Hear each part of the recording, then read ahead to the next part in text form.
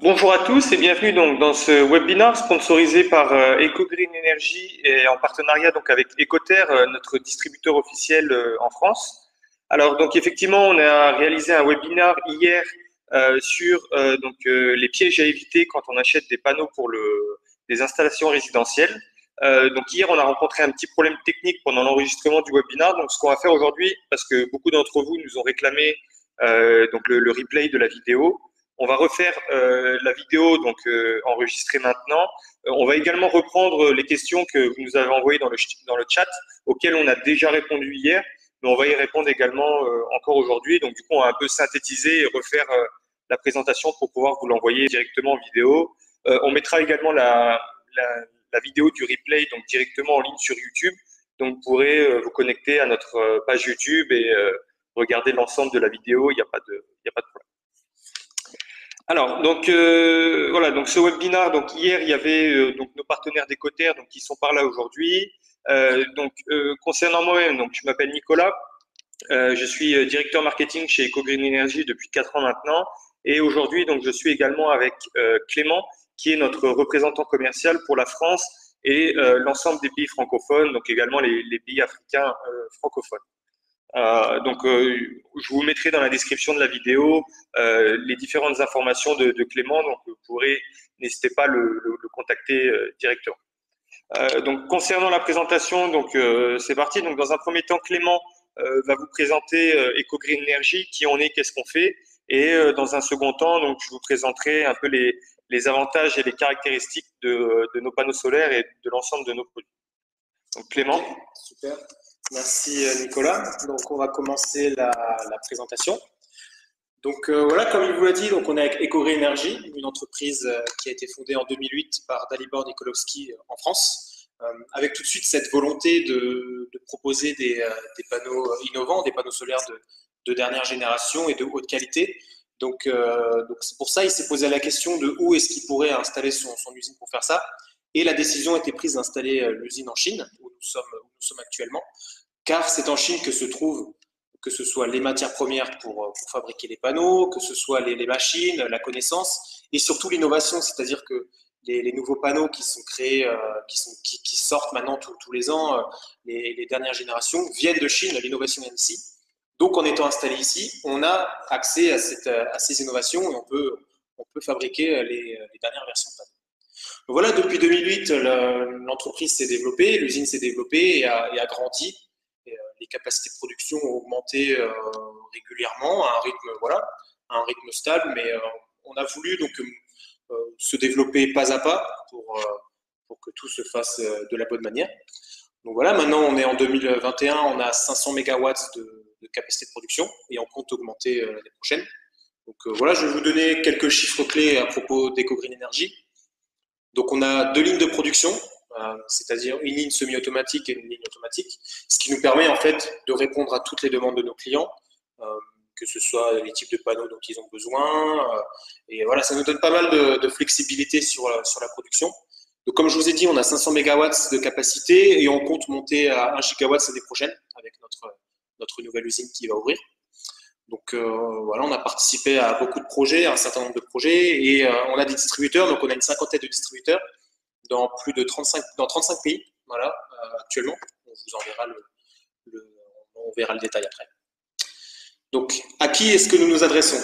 Donc, on s'adresse d'abord à des sociétés EPC qui font appel à nous parce qu'ils ont besoin de panneaux, donc pour des projets, pour leurs projets solaires. Donc voilà, comme vous pouvez le voir, on travaille par exemple avec des filiales d'Engie et de Vinci, donc Socometra, Engie et CGLEC, surtout en Nouvelle-Calédonie. On collabore avec eux. Et également, on vient de commencer une collaboration avec Prodiel, qui est un gros groupe EPC qui se trouve en Espagne. Donc, à côté des sociétés EPC, on travaille également avec des importateurs, des distributeurs. Hein, c'est d'ailleurs notre base de métier, c'est ce qu'on fait le plus. Hein, c'est une grosse partie de nos clients sont des distributeurs, donc qui vont importer nos produits et qui vont les distribuer, qui vont représenter notre marque et à qui on va offrir tout un tas de supports.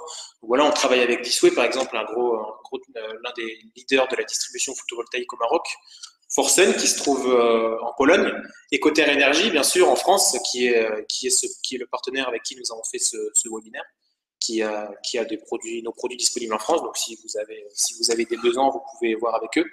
Et également Autosolar, qui est l'un des leaders de la distribution photovoltaïque en Espagne, avec qui on a commencé une collaboration également.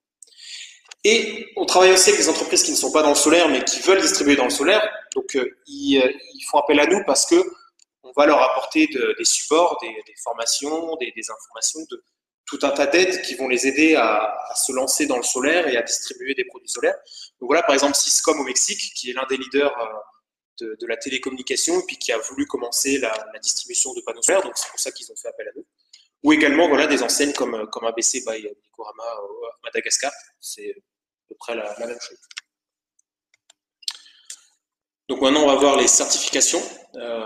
Donc comme je vous ai dit, nous avons un certain nombre de distributeurs dans le monde. Donc forcément, pour être présent sur tous les marchés du monde, sur tous les continents, il faut faire certifier les panneaux. Donc c'est pour ça qu'on a toutes les certifications les plus importantes. Donc que ce soit en Amérique du Nord, la certification UL et FIDE. En Europe, la certification CE et TUV, hein, qui est la certification standard pour l'industrie. Donc nous, on a toutes. Après, il y a différents types de certifications TUV. Nous, on fait toutes les certifications les plus importantes. Donc que ce soit la TUV, après il y a le brouillard salin, il y a l'ammoniac. Enfin, il y a tout un tas de différentes certifications qui vont permettre d'utiliser les panneaux dans différents projets. Donc, si vous avez besoin d'une certification spécifique pour des panneaux, vous pouvez voir avec nous et on vous informera à ce sujet-là.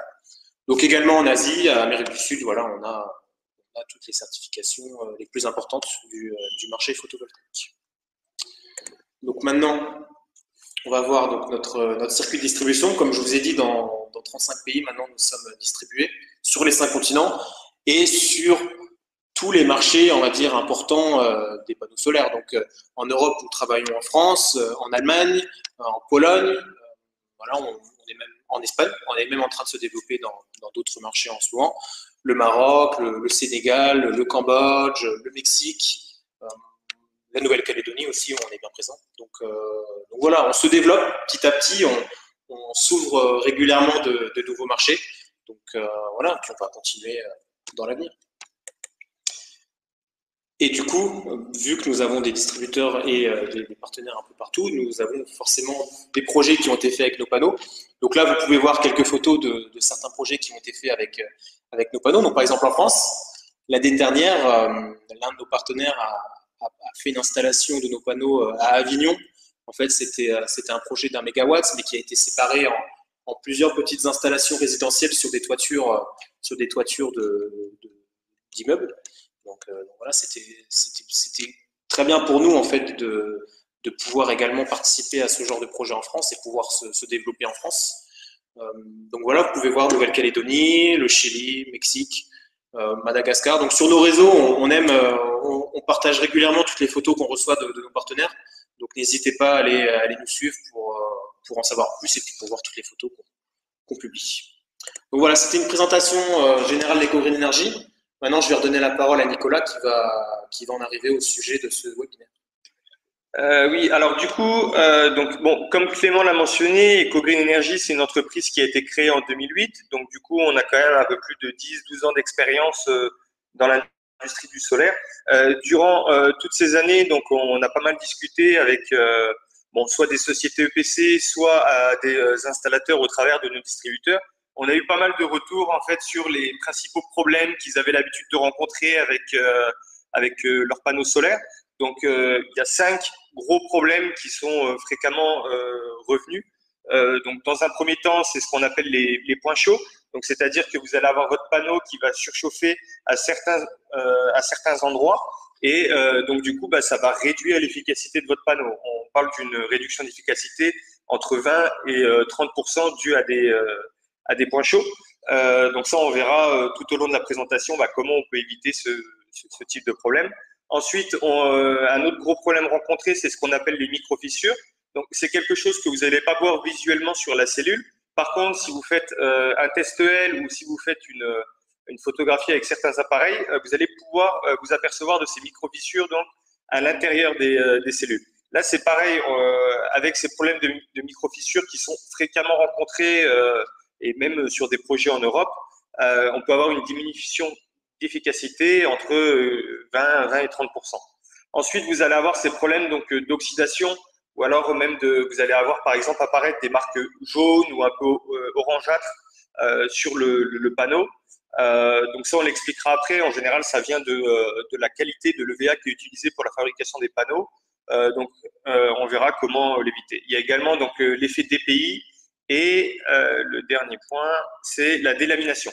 Donc la délamination, c'est quand soit vous avez votre panneau qui complètement va s'éparpiller, ou alors qui va un peu se détacher comme ça les différentes parties de votre panneau. Donc on va voir tout au long de la présentation comment éviter ces 5 problèmes fréquemment rencontrés par les installateurs. Alors, concernant les problèmes à éviter, donc, il faut savoir une chose, c'est que pour faire un panneau de bonne qualité, il va y avoir 3 points importants.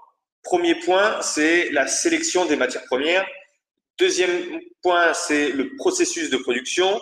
Et enfin, dans un troisième temps, le contrôle qualité. Donc là, on va revenir en détail sur chacun de ces points et voir qu'est-ce que fait aujourd'hui EcoGreen Energy pour s'assurer d'avoir des panneaux de bonne qualité et de ne pas rencontrer les problèmes mentionnés précédemment.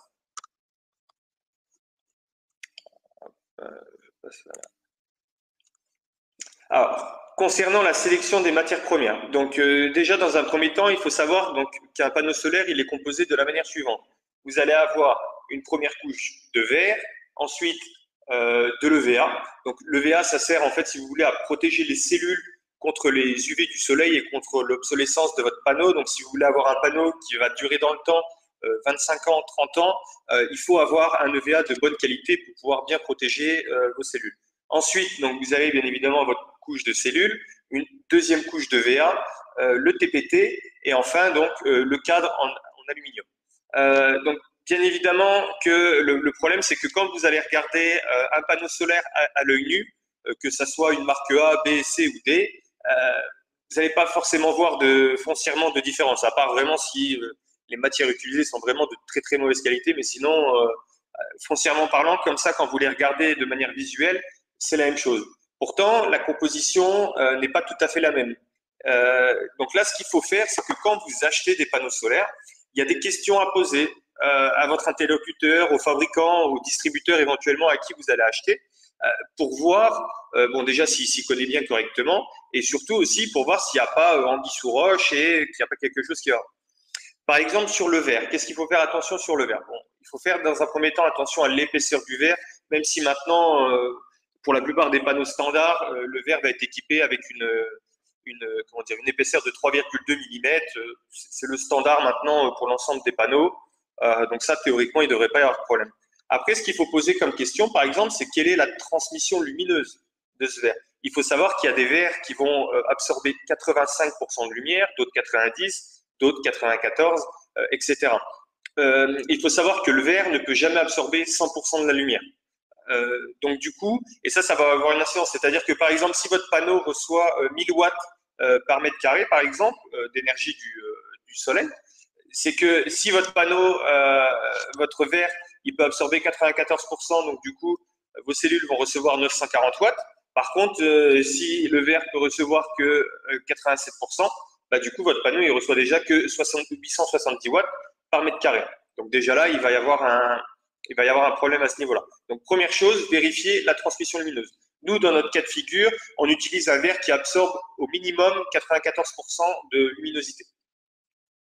Ensuite, bon, vérifiez également si votre verre a un traitement anti-reflet. Dans la plupart du temps, sur les fiches techniques, que ce soit chez nous ou chez nos concurrents, maintenant le verre utilise un verre anti-reflet, mais on voit encore quand même pas mal de panneaux, notamment destinés pour le marché africain, où il n'y a pas ce système de verre anti-reflet.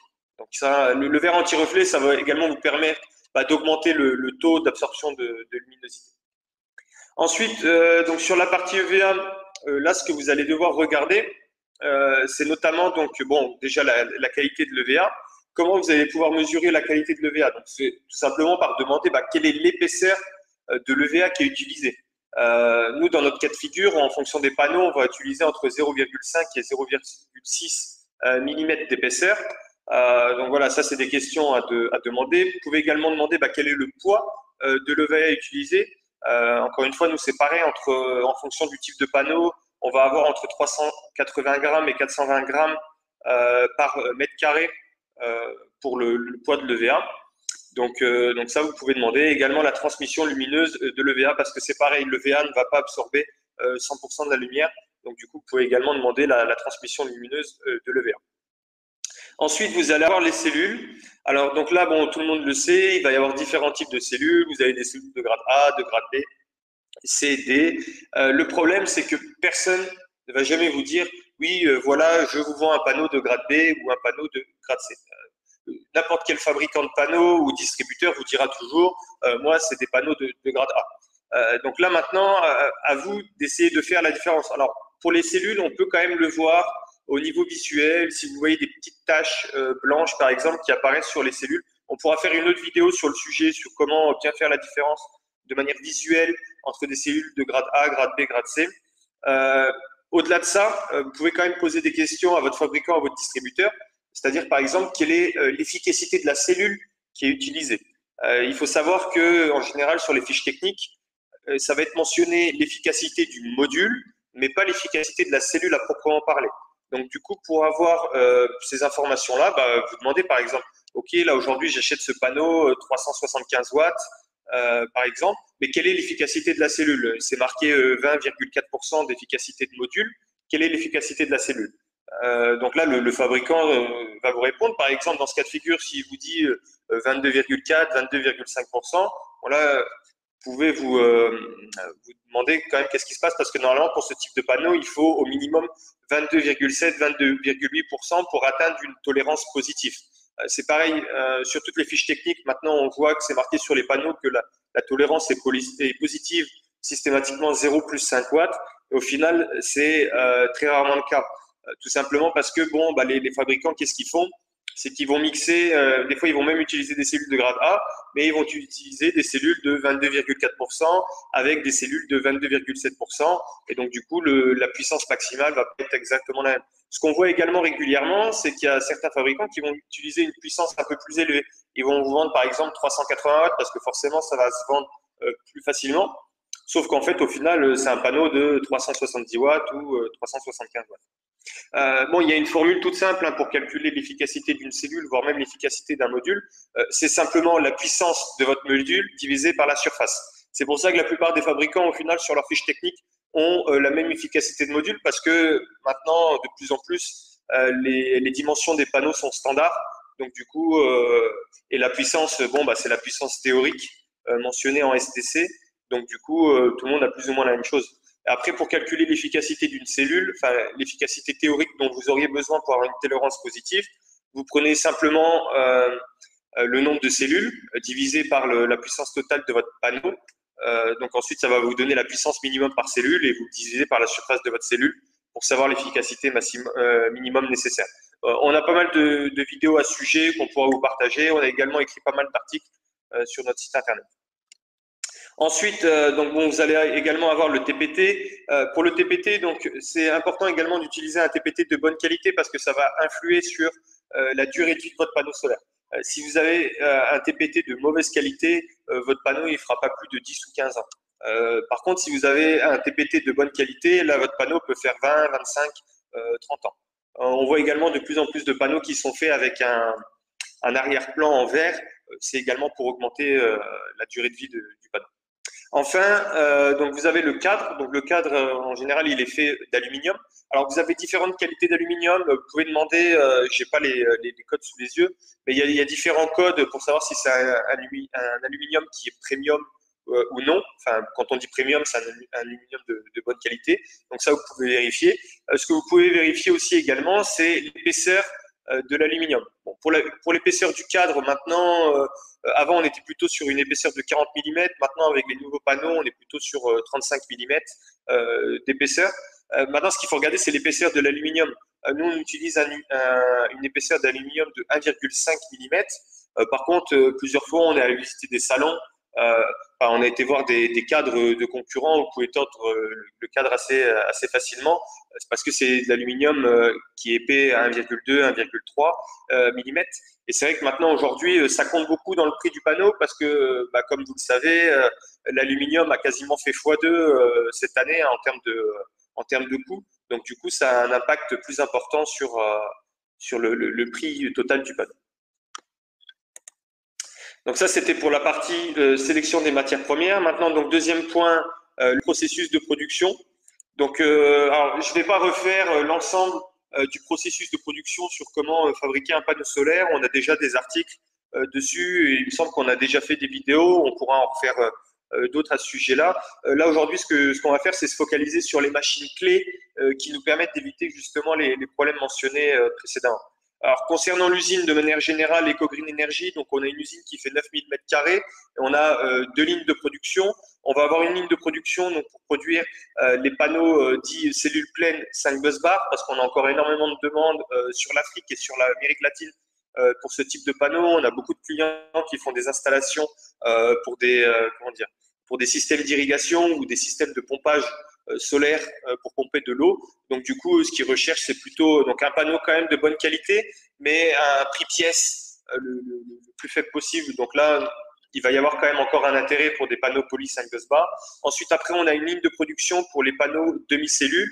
Donc là, on va pouvoir produire les panneaux Atlas et Helios en demi-cellules. Donc la capacité totale, comme Clément l'a mentionné précédemment, elle est de 500 MW. Donc bon, on a déjà rencontré des clients qui nous ont posé la question si c'était pas gênant d'avoir une usine de 500 MW et si c'était pas petit par rapport à ce que peuvent faire des très très gros fabricants comme des gros fabricants tyrins comme Jinko ou Trina qui ont des usines de 10, 15 gigawatts. Je dirais qu'aujourd'hui, c'est vraiment un avantage parce que c'est une usine qui reste à taille humaine et comme on le voit aujourd'hui, il y a beaucoup de fabricants tyrins qui vont avoir donc des retards de production. Je vois chez certains fabricants aujourd'hui, si vous voulez passer des commandes, c'est minimum 2 à 3 mois de délai. Nous, aujourd'hui, on n'est pas sur ça. Le fait d'avoir une petite usine de 500 MW avec également un nombre de clients bien contrôlé, ça nous permet aujourd'hui de garder un délai de production de maximum 20 jours. Et sur toute l'année 2020, voire même 2021, on est au maximum du maximum, on a été sur 30 jours de délai de production. Donc voilà, ça c'est vraiment nos standards et on tient à ça. Ça, c'est pour ça aussi qu'on fait très attention avec les distributeurs avec lesquels on va travailler. On a également tout un process de suivi en termes d'inventaire pour leur stock, pour justement pouvoir anticiper un maximum sur leurs besoins dans le futur, pour pouvoir bien organiser notre production et être sûr de bien pouvoir conserver les délais. Donc voilà, donc tout ça également ça fait partie de ce process de flexibilité, de contrôle qualité dont on va voir dans les slides prochains. Alors ça charge.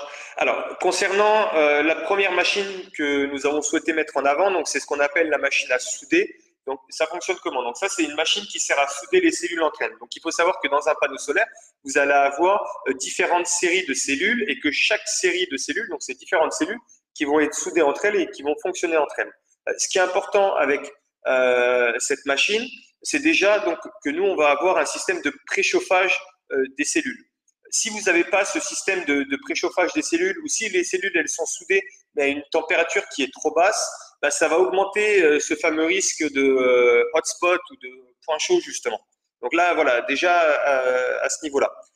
Ensuite, déjà si la machine également elle n'est pas réglée correctement ou que la machine utilisée est une machine de mauvaise qualité, il va y avoir peut-être des battés au niveau de la soudure, ce qui fait qu'il va y avoir une congestion au niveau de la circulation de l'électricité, ce qui fait que ça va également créer des points chauds.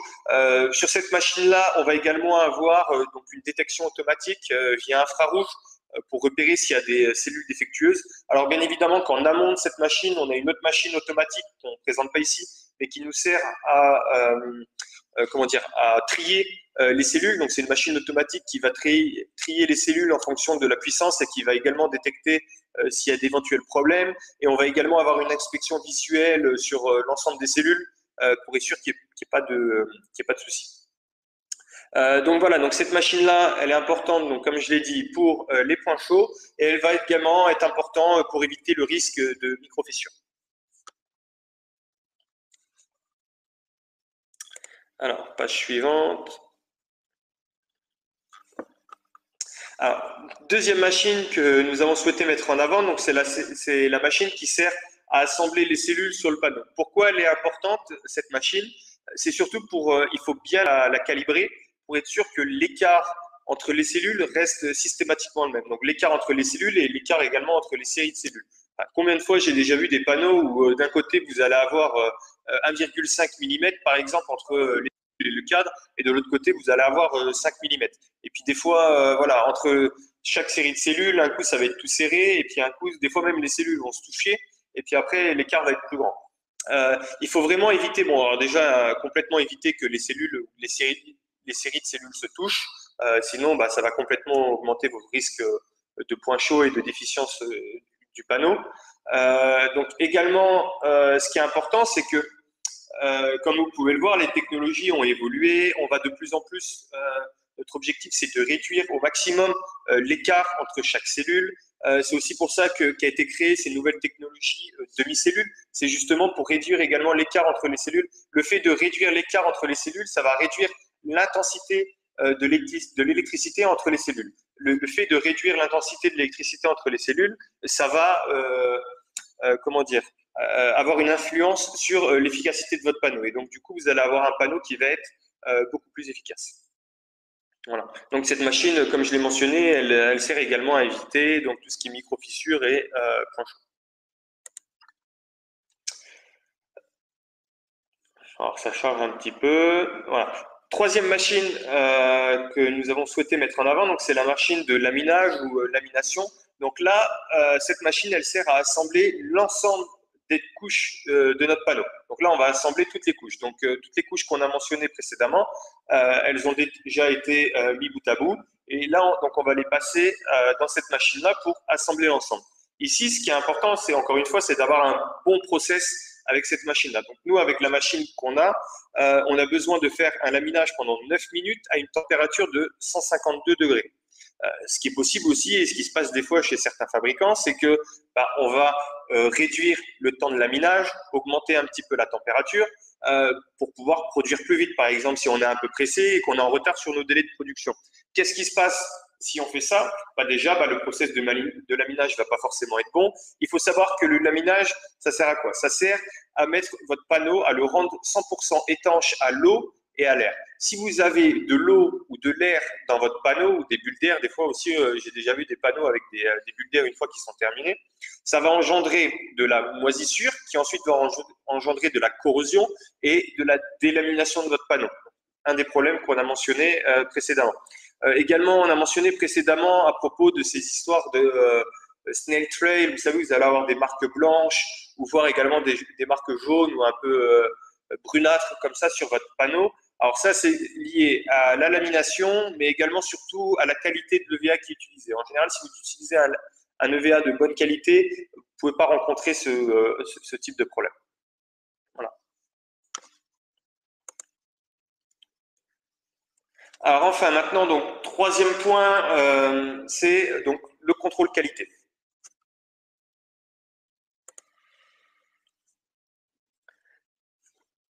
Alors, donc, concernant le contrôle qualité, chez EcoGreen Energy, on le fait en 3 étapes. On va avoir dans un premier temps donc, ce qu'on appelle IQC, donc ça s'appelle Incoming Quality Control. Donc, c'est-à-dire que là, on va faire un contrôle qualité sur les matières premières. Donc, on va utiliser des normes internationales comme AQL, par exemple, pour faire le contrôle qualité donc de l'ensemble des matières premières qui arrivent à notre usine. Donc on fait déjà un premier contrôle qualité directement chez nos fournisseurs, mais on a également un laboratoire dans notre usine qui nous permet donc de faire un contrôle qualité sur les cellules, le verre, le VA, etc. Donc voilà. Ensuite, on va avoir donc un deuxième type de process de contrôle qualité. Donc c'est ce qu'on voit sur le PPT, c'est ce qu'on appelle IPQC, In Process Quality Control. Donc ça, c'est tout le contrôle qualité qui est fait pendant le process de production. Donc là, on va avoir 2 principaux types de process. C'est donc les tests EL. Donc là, on va avoir 2 tests qui vont être faits, donc un avant lamination et un autre après lamination, hein, dans le processus de production. Alors hier, on nous a posé la question si ça avait été fait avant ou après cadrage. Les tests EL donc, sont vraiment faits, donc le deuxième test, il est fait tout à la fin, donc il est fait après cadrage. Ce qu'on va faire sur la nouvelle ligne de production qu'on est en train de produire dans la nouvelle usine, on aura donc 3 EL tests, donc on en aura un avant lamination, un juste après lamination et un à la fin. Voilà, une fois que le panneau sera terminé. Et ensuite, on va avoir un deuxième test qui s'appelle alors, c'est vrai que je ne l'ai pas mentionné, mais le test L, il est important justement pour repérer déjà ces micro-fissures. Donc, c'est pour ça qu'on le fait avant et après lamination, parce que des fois, les cellules peuvent être endommagées durant le processus de lamination. Donc, du coup, c'est pour ça que c'est important de bien le faire après. Ensuite, par rapport au flash test, donc là, le flash test, qu'est-ce que c'est? Donc, on va envoyer de l'électricité dans le panneau et donc on va voir quelle est sa puissance maximale transformée. Donc, du coup, là, ce qu'on va faire, c'est qu'on va essayer de reproduire les mêmes conditions que lors du test STC. Donc, le test STC, qu'est-ce que c'est? C'est mentionné sur vos fiches techniques, c'est standard test conditions. Donc, c'est des tests qui ont été élaborés par des laboratoires comme TUV, par exemple. Et donc, ça fonctionne comment? Donc, il faut envoyer donc 1000 watts par mètre carré avec une température de cellule de 25 degrés. Là, il faut aussi que dans la pièce dans laquelle on va faire ces flash tests, il faut également donc reproduire ces tests-là, donc avoir une température ambiante particulière pour être sûr justement que les températures des cellules atteignent bien les 25 degrés. Régulièrement, je suis allé visiter des fabricants et c'est vrai que des fois, l'été, il fait 35 degrés dans la pièce, l'hiver, il en fait 17. Donc, comme il n'y a pas de système de chauffage ou d'air conditionné, où il n'y a pas même de contrôle avec un thermomètre de la température. Donc, du coup, les puissances qui vont être générées par les flash tests, au final, elles n'ont pas de valeur, elles ne sont pas correctes parce que justement, elles n'ont pas été exactement reproduites comme dans les tests STC. Donc, c'est également important d'avoir des bons standards à ce niveau-là et également, bien évidemment, de bien calibrer la machine la flash test. Alors, également, donc, pour ce qui est contrôle qualité, pendant le processus de production, donc on va avoir un système de EMS de tracking, justement, pour faire contrôle qualité donc tout au long du processus de production. Donc, à chaque étape, en fait, on va avoir un système où on va scanner un QR code. Comme ça, si jamais il y a un problème ou qu'il y a une machine qui n'aurait pas été bien calibrée, on va pouvoir s'en apercevoir directement sur la centrale et corriger le tir directement. Donc ça, du coup, voilà. Également, pour le contrôle qualité, il faut savoir qu'on a notre propre équipe de contrôle qualité. Donc, c'est des opérateurs qui travaillent sur aucune machine. C'est une équipe externe qu'on a recrutée exprès pour ça. Ils sont spécialisés là-dedans et ils font uniquement du contrôle qualité toute la journée. Ils n'ont même pas les mêmes tenues de travail. Ils ont des tenues particulières et ils font uniquement ça toute la journée, systématiquement avec l'ensemble de nos commandes. Donc, vous aurez un rapport de contrôle qualité, donc avec le résultat des flash tests, le FF, le fill factors, etc., etc. Donc tout ça, ça sera mentionné dans votre rapport de contrôle qualité. Si jamais en tant que distributeur locaux ou installateur, vous voulez avoir accès à ces résultats, n'hésitez pas à les demander à votre distributeur. Hein. Il a systématiquement l'ensemble du rapport de contrôle qualité, donc vous pouvez lui demander de vous envoyer le rapport pour vos numéros de série.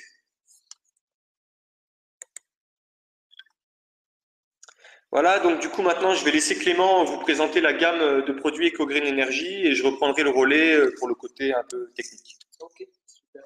Donc comme je vous ai dit tout à l'heure, on a fait évoluer notre usine au fil des années. Donc forcément, on a également fait évoluer notre gamme. Voilà, en nous tenant informés des dernières innovations et toujours en voulant proposer les derniers panneaux possibles sur le marché.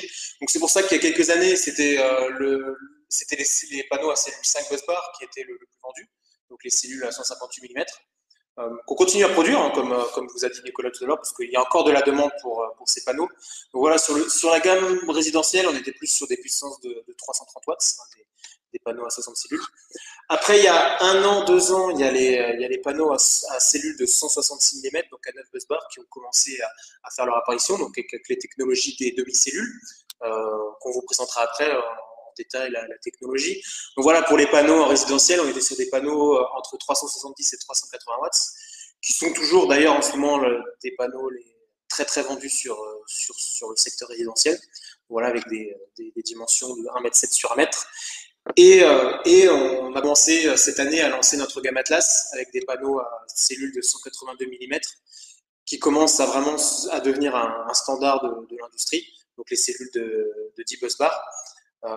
Donc voilà, sur le secteur résidentiel, on est sur des panneaux à 400 watts, mais avec des dimensions de 1,7 m à 1 m qui les rend toujours intéressants pour le résidentiel à installer. Donc voilà. Pour notre gamme.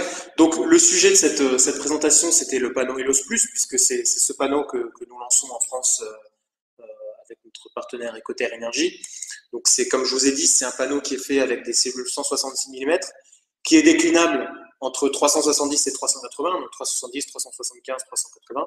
On a selon les marchés, en fait, on a des demandes différentes de puissance. Donc si vous avez des demandes particulières, n'hésitez pas à nous faire savoir. On peut toujours adapter la production et les puissances selon vos besoins.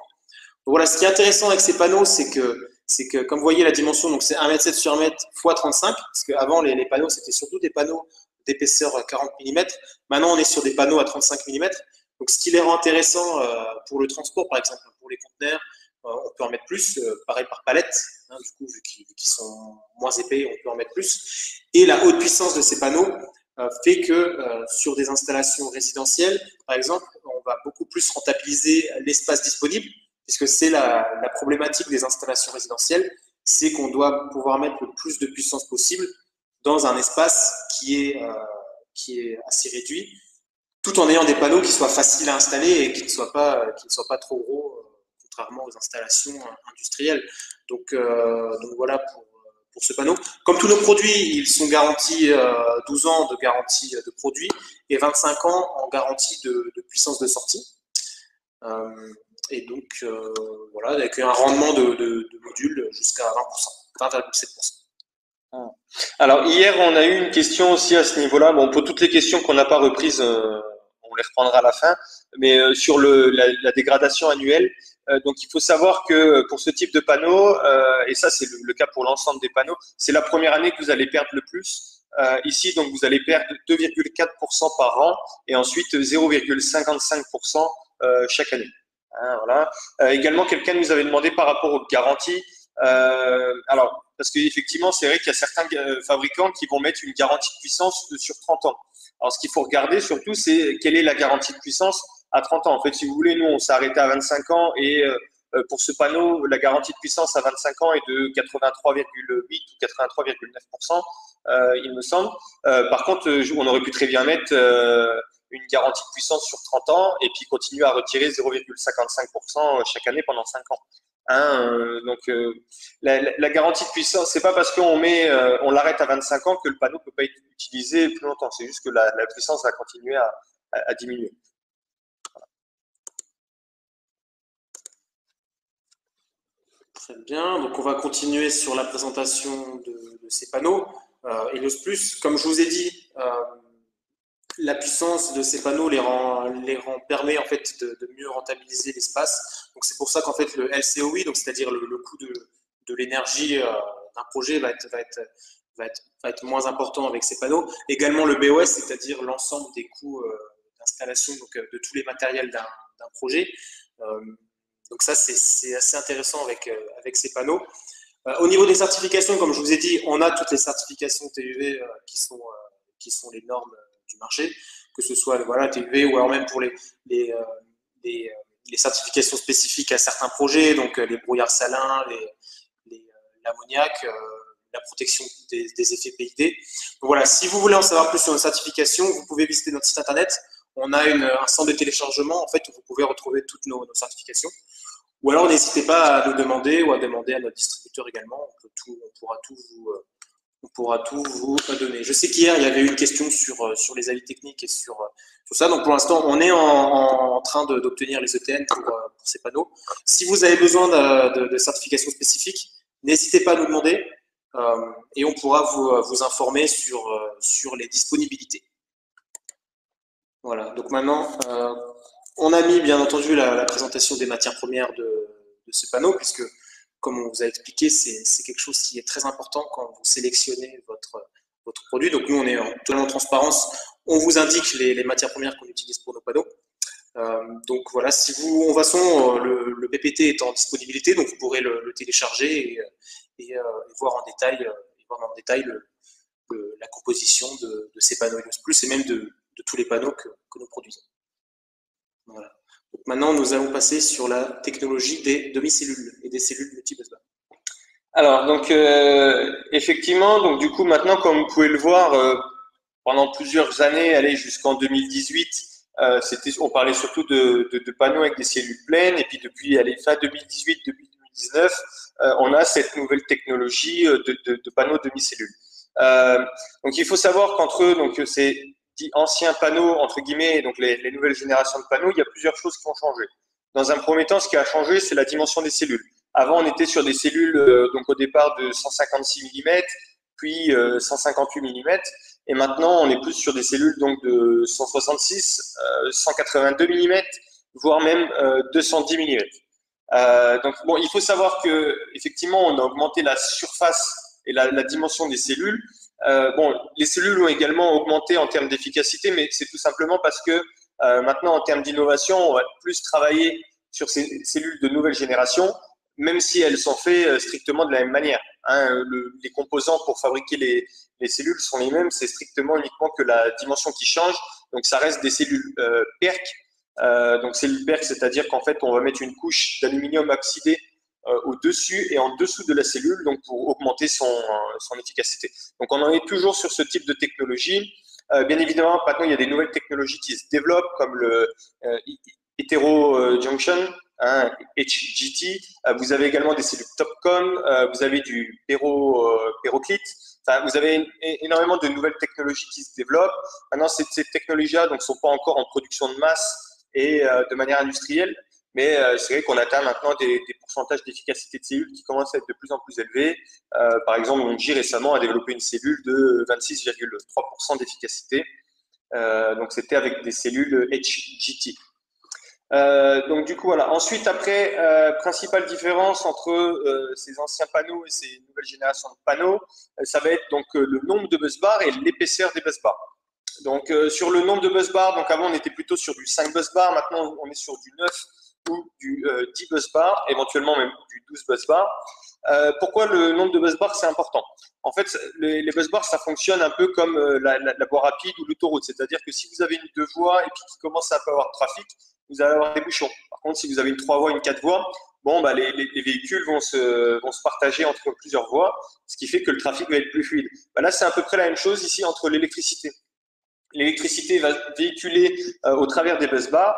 Donc, du coup, le fait qu'il y ait plus de busbars, ça va permettre à l'énergie de circuler de manière plus fluide. Donc, du coup, ça va réduire ce phénomène de point chaud. Ouais, on en revient encore au point chaud. Donc là, c'est vraiment le cas. Également, le fait d'avoir rendu les busbars plus fins.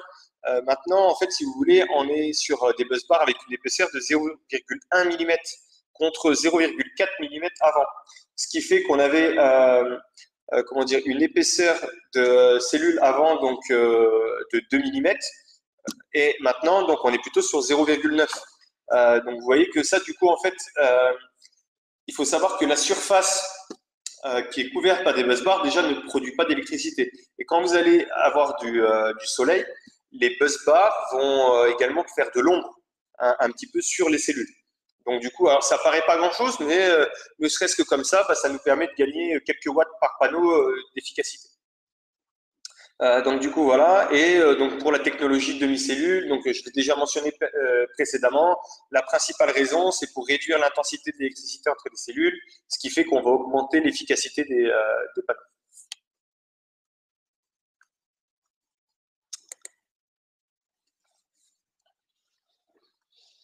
Ensuite, deuxième partie, donc principale différence entre les anciens types de panneaux et la nouvelle génération de panneaux, ça va être que sur ces nouveaux panneaux de demi-cellules, les panneaux vont être séparés en deux. Hein, vous allez avoir une séparation en deux. Donc avant, vous aviez une boîte de jonction unique qui était positionnée donc tout en haut de votre panneau. Maintenant, vous avez une boîte de jonction donc séparé en 3 parties et positionné au milieu de votre panneau. L'avantage de cette technologie, c'est que ça va couper votre panneau en deux, c'est-à-dire que si, par exemple, donc soit c'est le matin ou le soir, vous avez le lever ou le coucher du soleil, vous avez une partie de votre panneau qui est couverte par de l'électricité, par de l'ombre, la partie inférieure va continuer à fonctionner.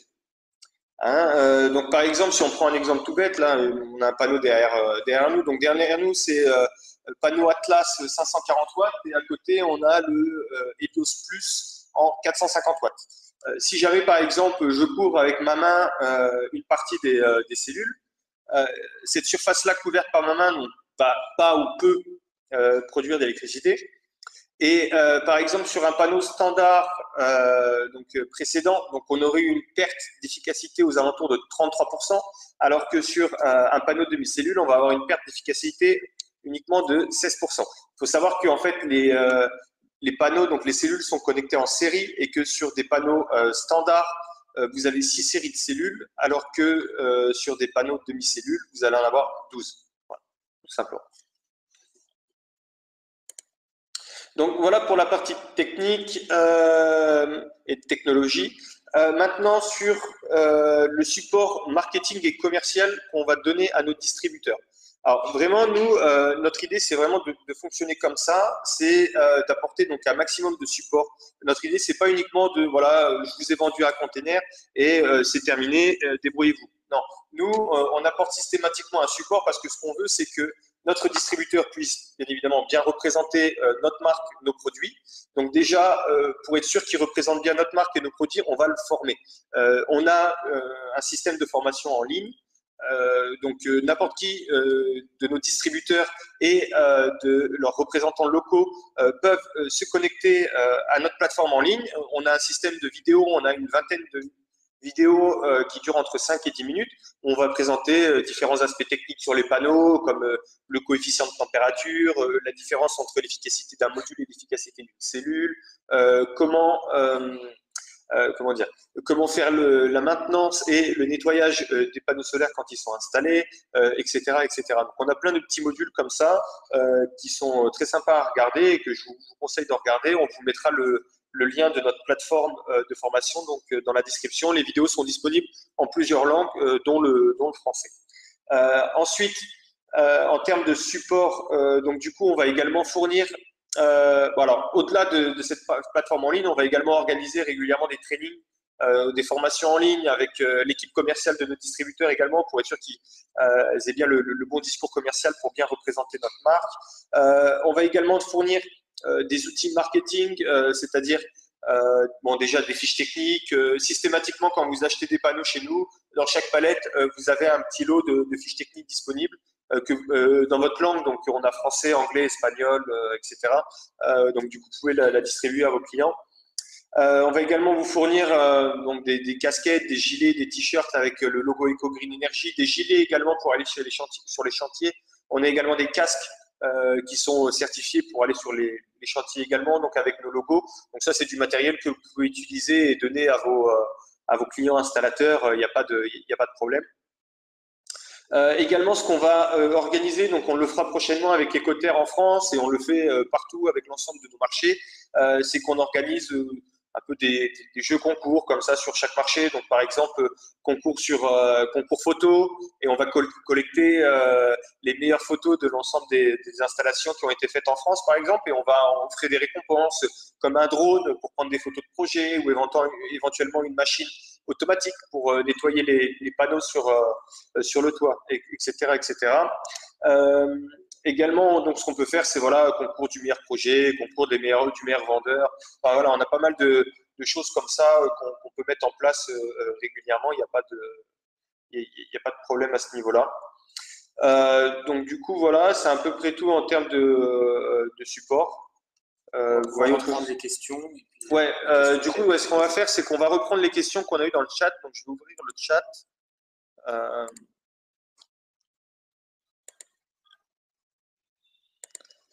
Voilà. Donc, il y avait une question déjà sur le classement Tier 1.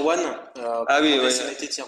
Oui, alors effectivement. Donc, on avait une question à ce niveau-là. Donc, par rapport par rapport à Tyrin, donc comme on l'a expliqué hier, effectivement, Green Energy n'est pas Tyrin, mais qu'est-ce que c'est être Tyrin? Donc Tyrin, en fait, c'est un classement qui a été fait par Bloomberg, et donc pour faire partie de ce classement, il faut avoir réalisé 6 projets supérieurs à 1,5 MW. Maintenant, ce qu'on s'aperçoit beaucoup aujourd'hui, c'est que dans le lot des fabricants Tyrin, il y a un peu tout et n'importe quoi. Vous allez avoir des bons Tyrins, comme vous allez avoir également des Tyrins qui vont faire des panneaux de mauvaise qualité, tout simplement parce que aujourd'hui, pour devenir Tyrin, c'est beaucoup plus une question de connexion. Il y a beaucoup de fabricants, justement, ici en Chine, qui sont Tyrin juste parce que voilà, ils ont accès à certaines connexions avec le gouvernement. Donc du coup, ils peuvent réaliser facilement ces projets de 1,5 MW.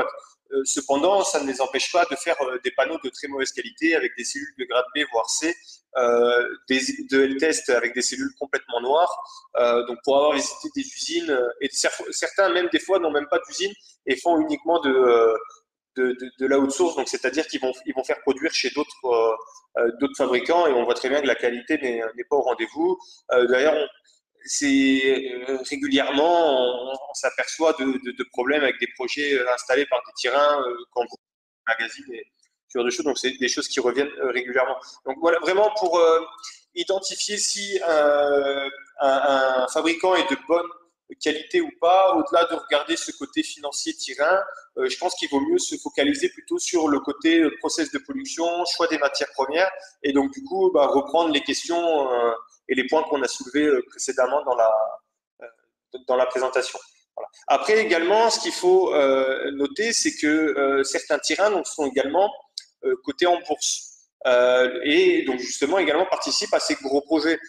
Donc bien évidemment qu'on n'a rien contre ça, mais le problème de participer à ces gros types de projets, c'est que les fabricants sont également obligés de s'endetter à ce niveau-là parce que vous dites bien que les termes de paiement ne sont pas du tout les mêmes quand on veut faire un projet de 30-40 MW et quand on veut vendre 1 ou 2 MW ou 3 MW à un distributeur.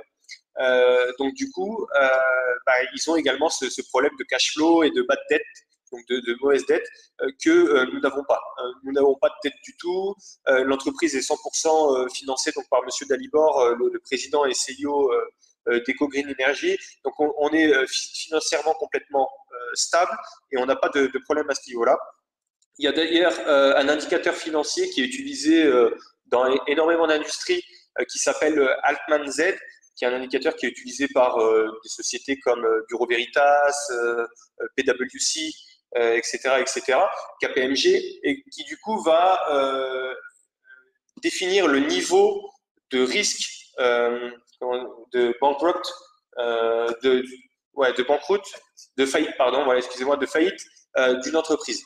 Et par exemple, donc à ce niveau d'indicateur, on a un niveau qui est très élevé par rapport à nos concurrents parce qu'on est complètement stable financièrement.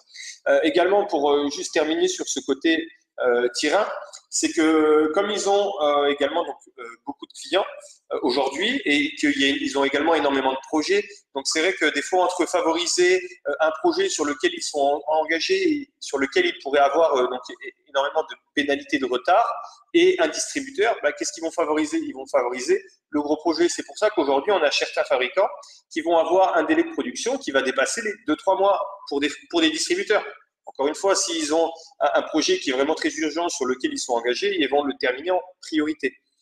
Le problème aussi avec cette stratégie-là, c'est que quand on a un délai de 2 à 3 mois, vous passez une commande chez eux, vous leur donnez un dépôt ou vous confirmez une commande avec un prix. Seulement dans la période actuelle, avec des prix qui ne sont pas stables du tout et qui changent toutes les semaines, quand vous avez une grosse augmentation, bien évidemment que votre fabricant, lui, il n'a pas acheté aujourd'hui les matières premières qu'il va utiliser dans 3 mois pour la fabrication de vos panneaux. Il fait la même chose que nous, il achète ses matières premières toutes les semaines. Donc le prix est censé changer toutes les semaines.